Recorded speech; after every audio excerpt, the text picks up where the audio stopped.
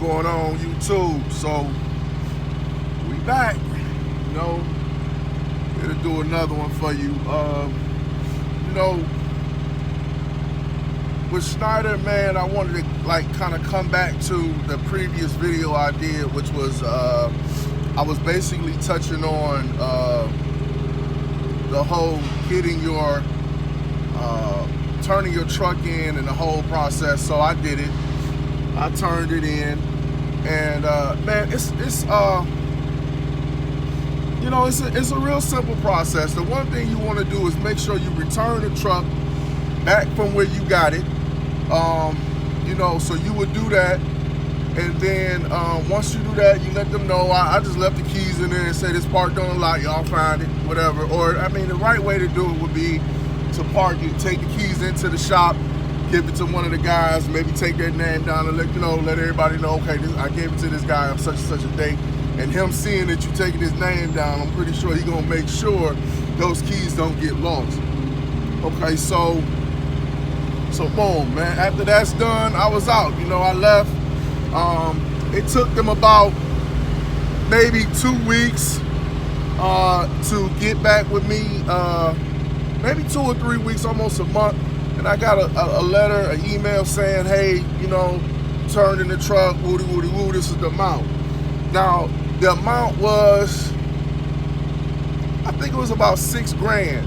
But because I had maintenance money in my maintenance account, of course they took that, sucked that bone dry, and used that for recovering some of the costs of turning in the truck early. If you decide you want to pay X amount of dollars, you can pay, I think $100 a week will drop your total down 50%.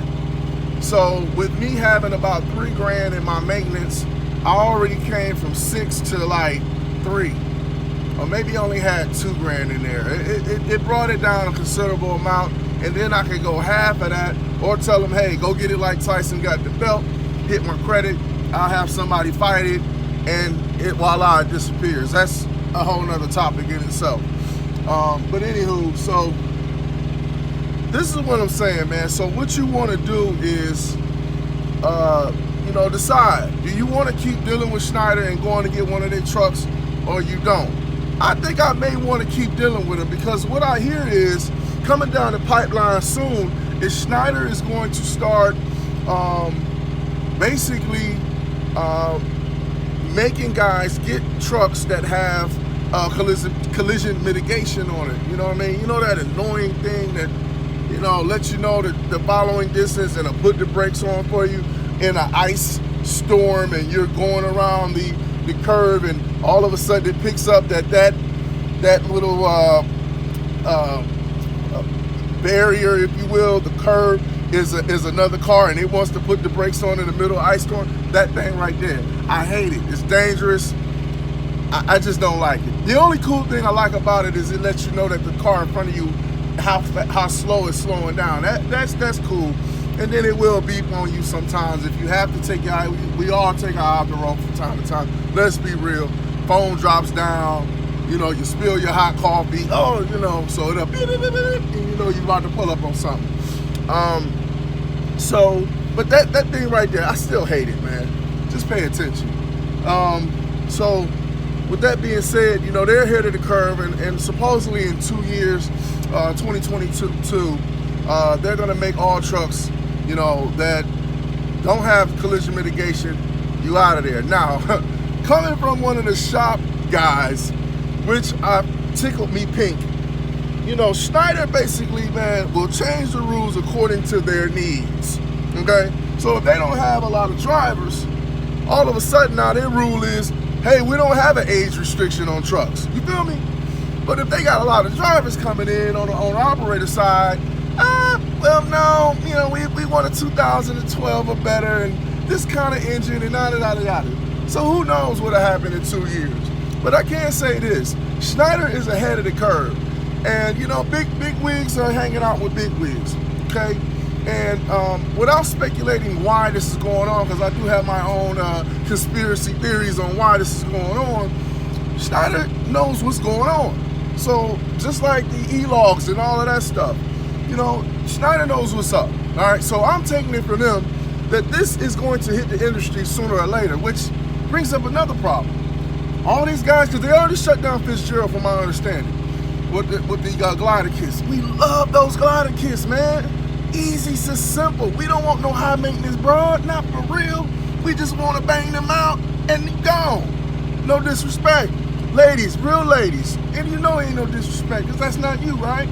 But them high maintenance broads, the high maintenance trucks, with all that, you know, pizzazz on them, it's more stuff to go wrong, man. It's more stuff to upkeep. I want something simple. Give me an engine and a truck and a transmission, man. Give me the powertrain and truck. I don't need all that extra stuff. The DEF and all that, I don't need it, man. But this is where it's coming to. I think pretty soon we'll all be riding Teslas. So the industry is going to go there. If Schneider says in 2 years, the industry might be 5 years out. Just saying. But what's going to happen to all those guys as they shut down Fitzgerald that bought into the glider kits, paid buku amounts of chips and got those trucks financed? They're going to have to get those back. They're going to be in a scrap pile. Cost of metal is going to go down because all the trucks are sitting in the scrap yard. I don't know, man. Seems like a bum deal, but I've seen worse. And that's what's going on. That's what we're facing. And that possibly may happen. So, you know, I have to be prepared now to keep all options open, that if I still want to ride with Schneider, because Schneider has been my, you know, tried, true, and tested fallback plan for when I'm on my own operator-ish, and that goes south, I hit up Schneider. Boom, steady freight, all right, rates. You know what I mean? I do it. It gets me by. Now that I'm back in the real world and I'm not doing those Tractor Supply loads as much, if not hardly at all, I'm looking like I'm still grossing. Now this is going balls to the wall, 7 days a week. I'm bringing home 48 to 5 grand to the truck. Out of that, after fuel, I'm only bringing home maybe 32, 3 grand, 30, you know, 3 grand, about 3 grand, which means I'm spending about $2,000 in fuel and expenses, fuel and the insurance and stuff like that. That's a lot. It's a lot, man. But I'm still able to make that 3. Obviously, I'd rather be back at the ranch doing those Statesville loads, home every day off on the weekend, bringing home 3,500 and only spending about 7, maybe 800 a week in fuel, not 15, okay? 13 or 14. So that's about what I think I'm averaging. And this is a small sample size. I think I'm spending about, you know, 1,200 a month, a week in fuel. That's a bit much, but hey. But you know, it's all right, man. I gotta make do.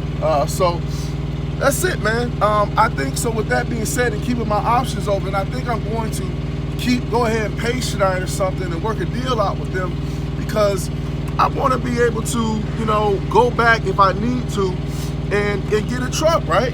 I mean, if I need to, keep my options open. You know, my credit is not exactly where I want it to be. In order to go get my own thing, but I may go and outsource to have somebody else, you know, versus going to some, you know, some rinky-dink ass creditor and bank or whatever, and have them give me that loan where they're loan sharks and just gonna, you know, bring your own Vaseline. Need I say more? So hey, that's it, man.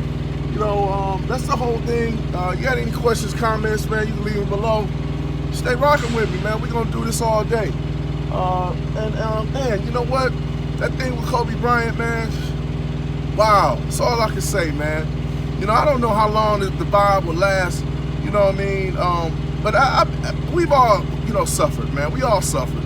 But that thing with Kobe Bryant, man, it really hit home for me, man. Because if it can happen to him, it can happen to everybody. And it kind of really, from time to time in life, man, things happen to really put things in perspective. I might be chilling and be upset about some money, or, oh, I blew a tire, or whatever, relationship issues or something like that.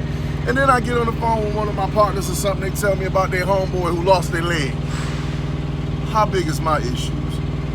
Or I'm sitting there, you know what I'm saying, I'm complaining about money, relationship issues. And all of a sudden I turn on the news and Kobe Bryant dies with his daughter and 7 others in a helicopter crash. What am I really complaining about? What are you really complaining about? Come on, man. Let's keep living. Bless up.